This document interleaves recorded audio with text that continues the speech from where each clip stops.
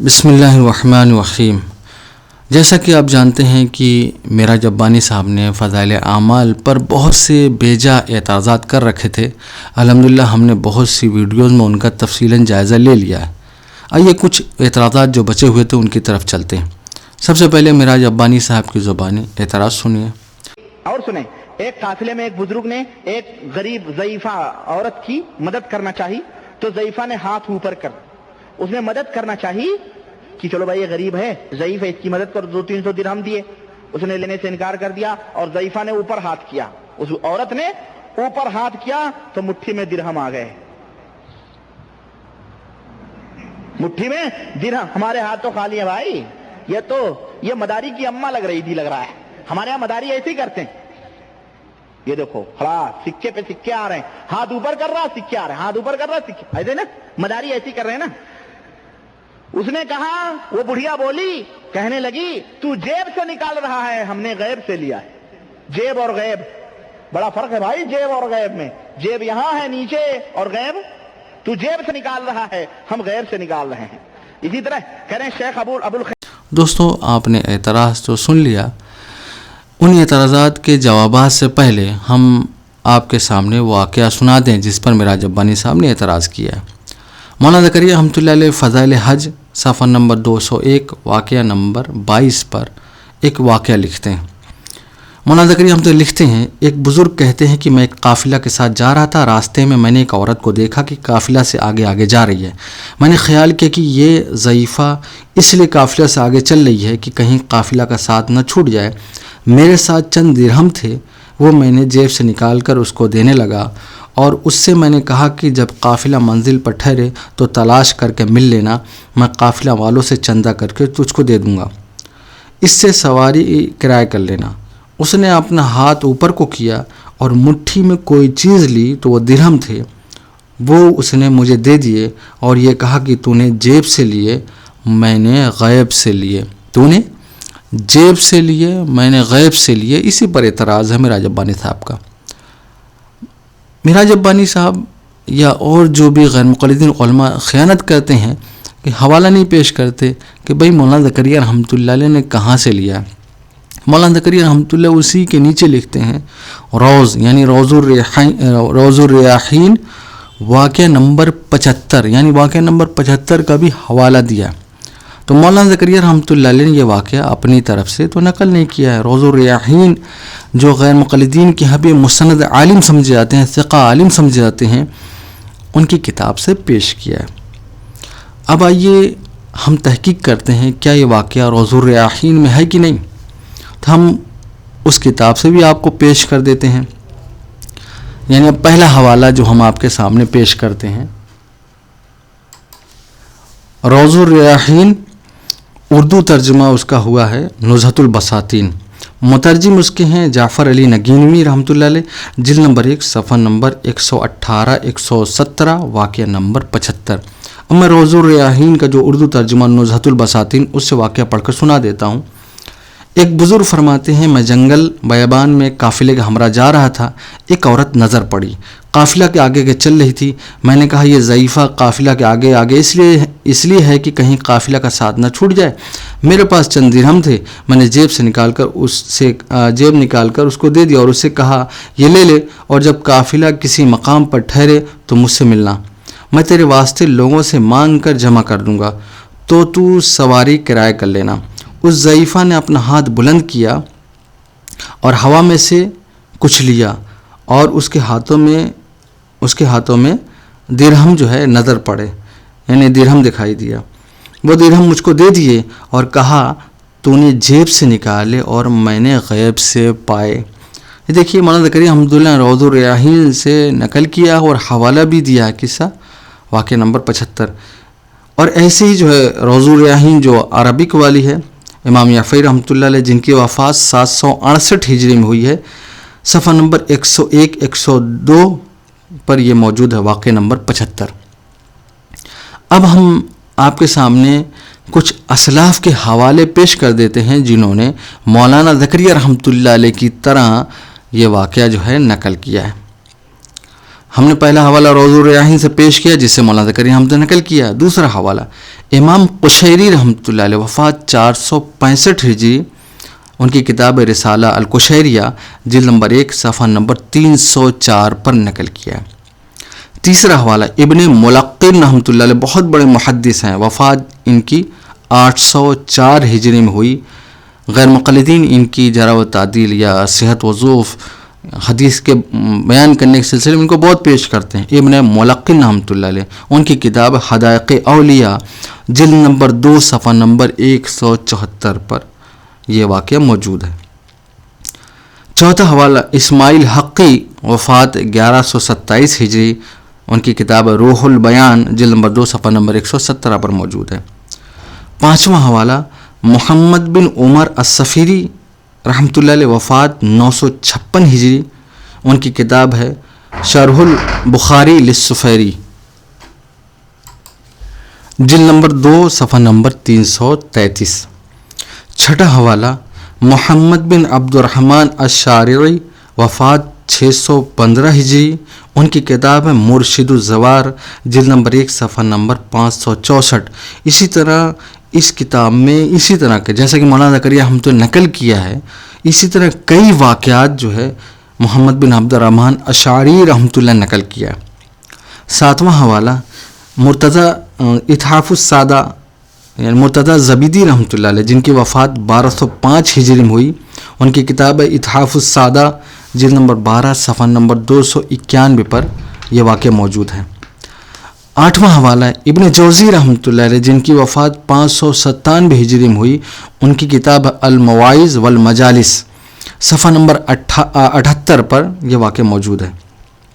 نواں حوالہ شیخ الاسلام زکریا بن محمد انصاری رحمۃ اللہ علیہ، وفات 926 ہجری، ان کی کتاب ہے نتائج الافکار جلد نمبر 3 صفحہ نمبر 99 پر یہ واقعہ موجود ہے۔ 10واں حوالہ لسنان الدین یوسف، جن کی وفات 1000 ہجری میں ہوئی، ان کی کتاب ہے المجالس السنانیہ فی الموعظہ صفحہ نمبر 437 پر یہ واقعہ موجود ہے۔ 11واں حوالہ امام قشیری رحمۃ اللہ علیہ، وفات 465 ہجری، ان کی کتاب ہے شرح قشیری اسماء اللہ الحسنہ، ان کی کتاب ہے شرح قشیری اسماء اللہ الحسنہ صفحہ نمبر 69 پر یعنی 69 پر یہ واقعہ موجود ہے۔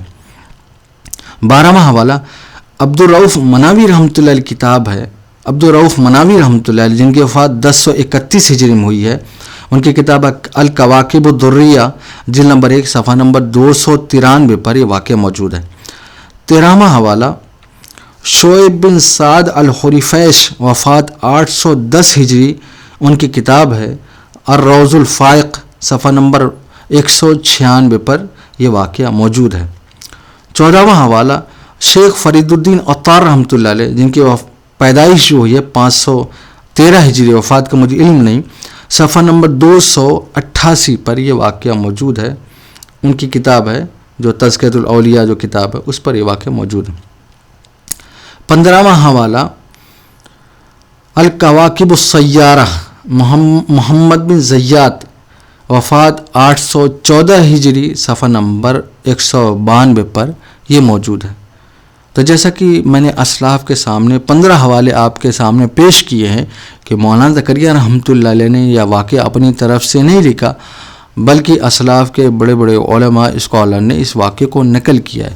اگر اعتراض مولانا زکریا رحمۃ اللہ علیہ پر بن رہا ہے اور آپ نے مولانا زکریا رحمۃ اللہ کے خلاف ویڈیو ریکارڈ کیا ہے، تو اعتراض تو ان اسلاف کے علماء پہ بھی بنتا ہے کہ بھئی انہوں نے بھی واقعہ نقل کیا، مولانا زکریا رحمۃ اللہ نے نقل کیا، لیکن یہ تفریق کیسی کہ مولانا زکریا ہم تو اردو میں لکھ دے تو اعتراض بن جائے، وہ حوالے عربی میں ہو تو اعتراض نہ بنے، ایسی کوئی تفریق تو نہیں قرآن حدیث میں۔ اب آتے ہیں معراج ربانی صاحب کے اعتراض کی طرف۔ اچھا، معراج ربانی صاحب اعتراض تو کچھ بنتا ہی نہیں ہے، بس جو منہ میں آیا وہ بڑبڑا دیتے ہیں اور ایک بڑ مار دیتے ہیں۔ اب انہوں نے ایک بڑ مار دی، معراج ربانی صاحب کہہ رہے ہیں یعنی جن عورت کے واقعہ ہے جو اسلاف کی یعنی ایک نیک بزرگ جو ہے جن کا یہ تذکرہ ہوا ہے، ان کے بارے میں یہ کہہ کے جو ہے مطلب ہے آگے بڑھ گئے، یہ تو مداری کی اماں لگ رہی تھی، نعوذ باللہ۔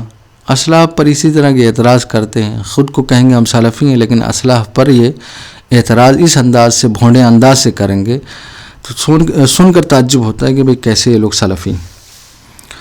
معراج ربانی صاحب اور ان کی جو ذریت، جو ان کے اندھے مقلدین ہیں، ان کی عادت شریفہ یہی ہے کہ وہ اسلاف کا اسی طرح سے مذاق اڑاتے ہیں. اصل میں یہ اعتراض معراج ربانی صاحب نے کیا کیوں؟ اس کی اصل وجہ یہ ہے کہ معراج ربانی صاحب کو خرق عادت اور مداری کا فرق ہی جب نہیں معلوم تو اس طرح کو اعتراض کریں گے کہ بھائی مداری کیا کرتا ہے اور خرق عادت کیا ہے، ان کو پتہ ہی نہیں. تو جب ان کو پتہ ہی نہیں تو اعتراض کریں گے.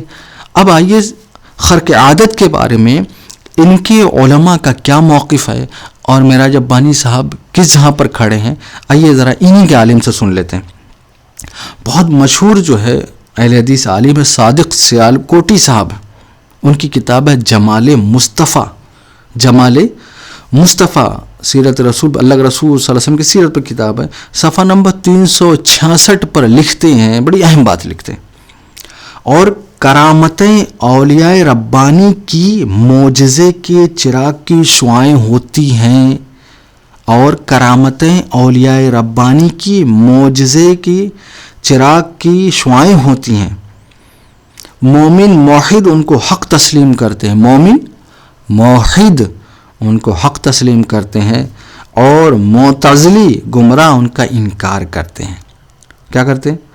اور کرامتیں اولیاء ربانی کی معجزے کے چراغ کی شعائیں ہوتی ہیں، مومن موحد ان کو حق تسلیم کرتے ہیں، اور معتزلی جو ایک گمراہ فرقہ ہے، غیر مقلدی بھی مانتے ہیں، جو کہ کرامت کا انکار کرتے ہیں، ان کے بارے میں لکھتے ہیں، اور معتزلی گمراہ ان کا انکار کرتے ہیں.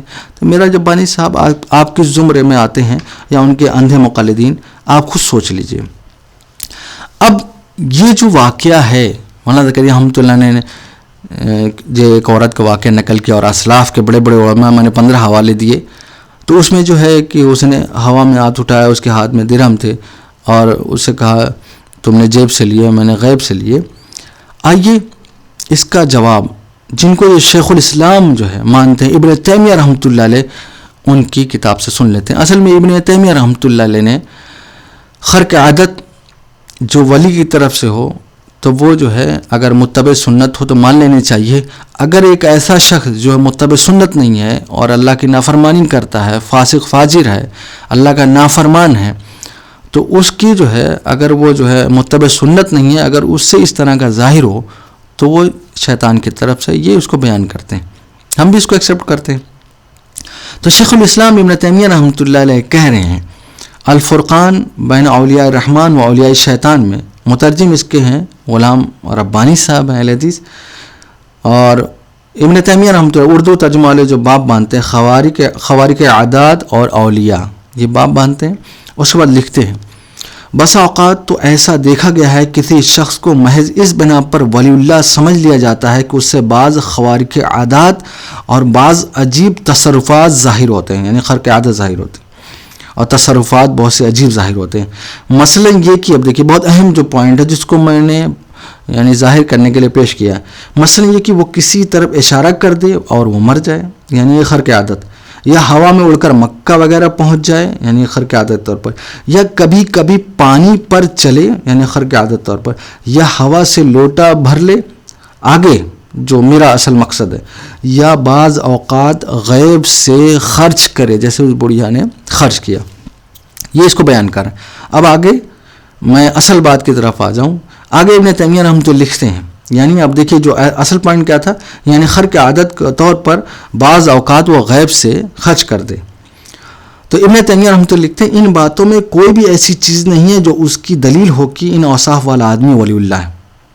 یہ بہت صاف بات ابن تیمیہ رحمۃ اللہ کریں، بلکہ اولیاء اللہ اس پر متفق ہیں کہ اگر کوئی شخص ہوا میں اڑے یا پانی پر چلے تو اسے دھوکہ نہ کھانا چاہیے جب تک یہ نہ دیکھ لیا جائے کہ وہ کہاں تک رسول اللہ صلی اللہ علیہ وسلم کی مطابقت اور امر و نہی پر ان کے موافق چلتا ہے. اور اولیاء اللہ کی کرامات ان خوارق العادات سے بہت بڑی ہوتی ہیں. ان خوارق عادت والا آدمی ولی اللہ بھی ہو سکتا ہے اور عدو اللہ بھی. یہ ابن تیمیہ رحمۃ اللہ علیہ کہہ رہے ہیں، یعنی اگر جو ہے یہ کہہ رہے ہیں کہ ایک آدمی غیب سے خرچ کر رہا ہے یا ہوا میں اڑ رہا ہے، اگر متبع سنت ہے تو اولیاء اللہ سے بھی ہو سکتا ہے. اگر متبع سنت نہیں ہے اور ان سے یہ چیزیں ظاہر ہو رہی ہیں خرق عادت کے طور پر تو وہ کیا ہے؟ شیطان کی طرف سے. ابن تیمیہ ہم تو کہہ رہے ہیں. تو ہم تو یہ مولانا زکریا رحمۃ اللہ علیہ اسلاف کے جو علماء نے اس عورت کا واقعہ بیان کیا ہے، ولیہ کے طور پر بیان کیا، وہ حج کرنے جا رہی ہے، اللہ کی جو ہے قرب حاصل کرنے کے لیے جا رہی ہے. تو ہو سکتا ہے ایسا خرق عادت کے طور پر ابن تیمیہ رحمۃ اللہ علیہ مان رہے ہیں، بس تفریق یہ کر رہے ہیں اگر متبع سنت ہے تو ولی ہے، ان سے یہ ظاہر ہو سکتا ہے. اگر متبع سنت نہیں ہے تو شیطان کی طرف سے. ہم بھی یہ کہتے ہیں. اب آئیے یہ جو میرا جبانی صاحب نے اعتراض کیا ہے کہ بھئی یعنی ہوا میں ہاتھ اٹھایا اور درہم آ گئے اور یہ کہا کہ تم نے تو جو ہے جیب سے خرچ کیا، میں نے غیب سے خرچ کیا. اس پر انہوں نے نعوذ باللہ من ذالک یہ کہا کہ مداری کی اماں لگ رہی تھی. اب اگر میراج ربانی صاحب کا یہ طرز اپنایا جائے تو یہ جہاں خرق عادت واقعات صحابہ سے یا اسلاف سے ثابت ہیں تو وہ طرز بھی آپ اپنائیں گے یہاں پر. چلیے سب سے پہلے میں بخاری شریف سے واقعہ صحابی رسول کا پیش کرتا ہوں. میراج ربانی ذرا ہمت کریے، میں تو یہ جملہ نہیں کہہ سکتا لیکن ہمت کر کے ذرا کہہ دیجیے کہ مداری کے بارے میں جو آپ نے تبصرہ کیا. نمبر 1 بخاری شریف. امام بخاری رحمۃ اللہ کی وفات 256 ہجری میں ہوئی. جلد نمبر 4 صفحہ نمبر 67 پر حدیث نمبر 3045 پر حضرت خبیب رضی اللہ تعالیٰ عنہ کا واقعہ نقل کیا ہے. تفصیلاً واقعہ بخاری میں ہے جب وہ مشرکین مکہ کی قید میں تھے. ٹھیک ہے، اب آتا ہوں اصل بات کی طرف جس کو مجھے بیان کرنا. حضرت خبیب رضی اللہ تعالیٰ جو واقعہ ہے تو بیان کرنے والے جو ہیں وہ بیان کرتے ہیں، خدا کی قسم میں نے ایک دن دیکھا کہ خبیب رضی اللہ تعالیٰ عنہ انگور کا خوشہ لیے ہوئے کھا رہے ہیں، یعنی قیدی تھے، انگور کا خوشہ لیے ہوئے کھا رہے ہیں، یعنی انگور کھا رہے ہیں، حالانکہ وہ لوہے کی زنجیروں میں بندھے ہوئے تھے. اور پھر اس زمانے میں کوئی میوہ مکہ میں نہیں تھا. عورت کا بیان ہے کہ یہ میوہ اللہ نے خبیب رضی اللہ تعالیٰ عنہ کو بھیجا تھا. خبیب رضی اللہ تعالیٰ عنہ کو کس نے بھیجا تھا؟ اللہ نے بھیجا تھا. یعنی قید کی حالت میں ہیں، قید کی حالت میں ہیں، زنجیر بدھی ہوئی ہیں، قیدی ہیں اور ان کو مشرکین مکہ قتل کرنے کے ارادہ کیے ہوئے ہیں اور ان کو بعد میں یعنی قتل بھی کیا گیا. وہ قید کی حالت میں مکہ میں انگور یا یہ پھل فروٹ جو ہے پائے نہیں جا رہے تھے، اس حالت میں کھا رہے ہیں. آپ یہ کہیں گے کہ بھائی یہ مداری بھی ایسے ہی دکھاتے ہیں، آج کی مداری سحر کرتے جادو کر کے دکھا دیتے ہیں. کیا نعوذ باللہ من ذالک اور دونوں کے ایک ہی سے تال میل کرو گے میراج ربانی صاحب اور وہی جملہ استعمال کرو گے جو مولانا زکریا ہم تو واقعہ نقل کیا ہے بڑھیا کا، آپ وہی طرز اپنائیں گے؟ یہ دوسرا واقعہ سنن ابن ماجہ ہے. ابن ماجہ رحمۃ اللہ علیہ کتاب ہے، وفات 273 ہجری میں ہوئی. جلد نمبر 2 صفحہ نمبر 838 پر حدیث نمبر 2508 پر ایک واقعہ نقل کیا ہے. اسی طرح امام داؤد رحمۃ اللہ علیہ نے حدیث نمبر 3087 پر یہ واقعہ نقل کیا اور یہ واقعہ جو ہے سند حسن کے ساتھ موجود ہے. واقعہ کے اس کا میں ترجمہ پڑھ کر سنا دوں. مقداد بن عمر سے، یہ ترجمہ میں ابن ماجہ رحمۃ اللہ علیہ کی کتاب سنن ابن ماجہ سے سنا رہا ہوں. مقداد بن عمر سے روایت ہے کہ ایک روز وہ مدینہ کے قبرستان بقی کی طرف قضاء حاجت کے لیے نکلے، یعنی بیت الخلاء کے لیے، اور اس وقت لوگ قضاء حاجت کے لیے 2-3 روز بعد ہی جاتے تھے. میراج ربانی صاحب اب فضائل اعمال میں اس طرح واقعات آ جائے تو آپ تو پتہ نہیں کیا کیا جملے استعمال کرتے ہیں. یہاں تو لکھا ہوا 2-3 روز بعد ہی جاتے تھے اور اونٹوں کی طرح مینگیاں کرتے تھے.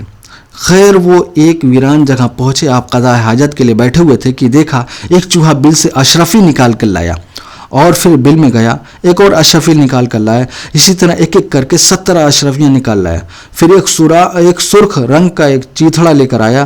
مقداد رضی اللہ تعالیٰ عنہ فرماتے ہیں میں نے اس چیتھڑے کو اٹھایا، اس میں بھی ایک اشرفی تھی، تو کل 18 اشرفیاں ہوئیں. وہ اشرفی لے کر رسول اللہ صلی اللہ علیہ وسلم کی خدمت میں حاضر ہوا اور میں نے سارا ماجرا سنایا. رسول اللہ صلی اللہ علیہ وسلم نے برکت کی دعا دی. راوی کہتے ہیں مقداد رضی اللہ تعالیٰ عنہ کے انتقال تک وہ اشرفیاں ختم نہیں ہوئیں. یعنی وہ 18 جو ہے اشرفی تھی، 18 صرف 18 یعنی انتقال تک وہ جو ہے اشرفی ختم نہیں ہوئی، کیونکہ اس میں رسول اللہ صلی اللہ علیہ وسلم نے جو ہے برکت کی دعا کی تھی. آئیے ہم جو یہ واقعہ ہم نے پڑھ کے سنا ہے اس کی جو ہے ایک ایک راوی کے جو ہے حال مختصر طور پر بیان کر دیں. تو ابو داؤد میں جو پہلے راوی آئے ہیں اس واقعے کے، جعفر بن مسافر، یہ ثقہ و صدوق ہیں. آپ جو ہے اس کی تفصیل تخریج احادیث و آثار حیات الحیوان، یعنی حیات الحیوان کی ایک شخص نے تخریج ان احادیث و آثار کی ہے، تو وہاں پر اس راوی کے بارے میں پورا بیان کر رکھا ہے، جلد نمبر 1 صفحہ نمبر 539 پر آپ دیکھ سکتے ہیں۔ دوسرے اس سند کو جو راوی ہیں ابن ابی فدیک یعنی محمد بن اسماعیل ابی فدیک، یہ بھی ثقہ و صدوق ہیں، آپ دیکھ سکتے ہیں تخریج حیات الحیوان جلد نمبر 1 صفحہ نمبر 540 پر۔ تیسرے جو راوی ہیں موسیٰ بن یعقوب الزمعی، ان کی توثیق بھی ہے اور ان پر کلام بھی ہے، ان کی توثیق بھی کی گئی، ان پر جرح بھی ہے۔ علامہ ذہبی رحمۃ اللہ نے ان کو صالح الحدیث قرار دیا ہے، من تکلم فی و موثق۔ علامہ ذہبی رحمۃ اللہ علیہ ان کی کتاب ہے وفات 748 جلد نمبر 1 صفحہ نمبر 183 پر۔ اسی طرح موسیٰ بن یعقوب رحمۃ اللہ علیہ والی سند کو مطالب العالیہ میں ابن حجر عسقلانی رحمۃ اللہ علیہ نے حسن قرار دیا، یعنی جس میں موسیٰ بن یعقوب جو ہے روایت میں موجود ہے اس سند کو حسن قرار دیا ہے۔ دیکھیے تحفۃ اللبیب ابو عمرو نور الدین بن علی جلد نمبر 2 صفحہ نمبر 113۔ اسی طرح چوتھے جو راوی ہیں قریبہ بن عبداللہ، مجموع الزوائد میں علامہ حیثمی رحمۃ اللہ جن کی وفات 807 ہجری میں ہوئی، جلد نمبر 4 صفحہ نمبر 199 پر قریبہ بن عبداللہ کو ثقہ قرار دیا، قریبہ یعنی علامہ حیثمی رحمۃ اللہ۔ اس کے علاوہ امام داؤد رحمۃ اللہ علیہ نے قریبہ بن عبداللہ والی روایت پر سکوت اختیار کیا، جیسا کہ میں نے حوالہ دیا ہے، سکوت اختیار کیا ہے، اور امام داؤد رحمۃ اللہ علیہ کسی روایت پر سکوت اختیار کرنا غیر مقلدین کے نزدیک روایت کی تصحیح ہوتی ہے۔ ڈسکرپشن میں انشاءاللہ ہم لنک دے دیں گے، آپ سارے حوالے جات دیکھ سکتے ہیں۔ پانچویں جو راوی ہیں کریمہ بن مقداد، یہ بھی ثقہ ہیں، دیکھیے تخریج احادیث و آثار حیات الحیوان جلد نمبر 1 صفحہ نمبر 542۔ اب یہ سند حسن ہے، یہ خود جو ہے جیسا کہ ہم نے ایک راوی کے بارے میں بیان کر دیا ہے، ایک سلفی عالم ہے، ان کی کتاب ہے شرح سنن ابن ماجہ، محمد امین بن عبداللہ البویتی السلفی، جن نمبر 14 صفحہ نمبر 409 پر کہتے ہیں کہ بھئی اس کی سند جو ہے یہ روایت جو حسن درجے کی ہے، یعنی حسن ماننے ہم نے بھی کہا حسن ہے۔ باقی یہ ہے کہ یہ میں نے اس وجہ سے بیان کیا ہے، اس کا تعلق حکایت سے ہے، میں نے جس کی وجہ سے اس کو بیان کر رکھا۔ تیسرا جو ہے حوالہ خطبات شان صحابہ، ابو حنظلہ محمد نواز چیمہ، اہل حدیث کے بہت بڑے عالم ہیں اور بہت بڑے خطیب گزرے ہیں، ان کی کتاب ہے خطبات شان صحابہ۔ اس میں ایک کرامت نقل کر رہے ہیں، کرامات ام ایمن رضی اللہ تعالی عنہا، کرامت ام ایمن رضی اللہ تعالی عنہا۔ وہ کرامت کیا ہے؟ بڑی اہم کرامت ہے۔ ام ایمن رضی اللہ تعالی عنہ کا اصل نام بارکہ تھا۔ ام ایمن رضی اللہ تعالی عنہ کا اصل نام بارکہ تھا۔ یہ واقعہ جو ہے ابو حنظلہ محمد نواز چیمیہ نے صفحہ نمبر 98-99 پر بیان کیا۔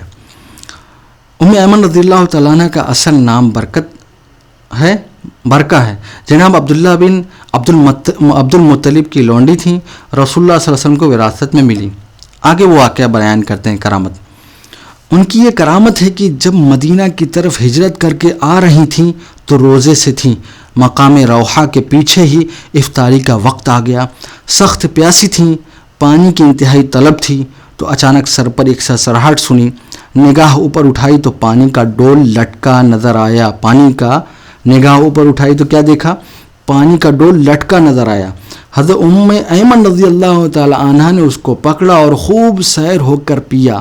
فرماتی ہیں اس کے بعد میں کئی مرتبہ جان بوجھ کر دھوپ میں گھومتی رہی، لیکن اس کے بعد مجھے کبھی پیاس نے تنگ نہیں کیا۔ پیاس نے یعنی جان بوجھ کر دھوپ میں چل رہی کہ پیاس لگے، لیکن ان کو پیاس لگتی نہیں تھی۔ یہ کرامت آپ کے عالم بیان کر رہے ہیں، آپ بھی نعوذ باللہ یہاں یہی اعتراض کریں گے۔ چوتھا حوالہ فضائل جہاد ہے، ابن عساکر رحمۃ اللہ علیہ کی، ترجمہ تحقیق فوائد حافظ زبیر علی زئی صاحب کی ہے، یعنی تحقیق فوائد، اور صفحہ نمبر 92 پر ایک واقعہ بیان کر رہے ہیں۔ ابو امامہ رضی اللہ تعالیٰ عنہ کو باہلا کی طرف رسول اللہ صلی اللہ علیہ وسلم نے بھیجا تاکہ وہ اپنی قوم کے لوگوں کو دین اسلام قبول کرنے کی دعوت دیں، لیکن لوگوں نے انکار کر دیا اور انہیں کھانا پینا بھی نہیں دیا، حالانکہ وہ سخت بھوکے تھے۔ پھر وہ تھکاوٹ کی وجہ سے سو گئے تو خواب میں آپ کو کھلایا پلایا گیا، اور جب بیدار ہوئے تو بھوک پیاس کے اثرات ختم ہو چکے تھے۔ یہ دیکھ کر سارے لوگ مسلمان ہو گئے۔ حافظ زبیر علی زئی صاحب یعنی اس واقعے کے بارے میں لکھتے ہیں کہ اس کی سند حسن ہے۔ تو میرا ابانی صاحب یہ بھی واقعہ خرق عادت سے تعلق رکھتا ہے۔ ام ایمن رضی اللہ تعالیٰ عنہ کا واقعہ خرق عادت سے تعلق رکھتا ہے۔ اسی طرح میں نے بخاری سے پیش کیا، اس کا تعلق بھی خرق عادت سے لگتا ہے، خرق عادت سے تعلق رکھتا ہے۔ کیا اب اسی طرح نعوذ باللہ بھونڈے اعتراض کریں گے؟ باقی یہ ہے کہ میرا جبانی صاحب اعتراض تو ان پر بنتا تھا جنہوں نے واقعہ نقل کیا، اگر ان پر اعتراض نہیں بنتا تو پھر مولانا زکریا رحمۃ اللہ علیہ پر نہیں بنتا۔ باقی یہ ہے کہ ان واقعات کا وہی لوگ انکار کریں گے جو کرامت کے منکر ہیں اور جو معتزلی ہیں، جیسا کہ ان کے صادق سیال کوٹی صاحب نے بیان کر رکھا ہے۔ اللہ تعالیٰ مزید اور تعصب سے بچائے۔ انشاءاللہ ہم جتنے بھی حوالہ جات پیش کیے ہیں ان کا لنک ڈسکرپشن میں بھی دے دیں گے، اور انشاءاللہ ہم ویڈیو میں اسکین بھی لگا دیں گے۔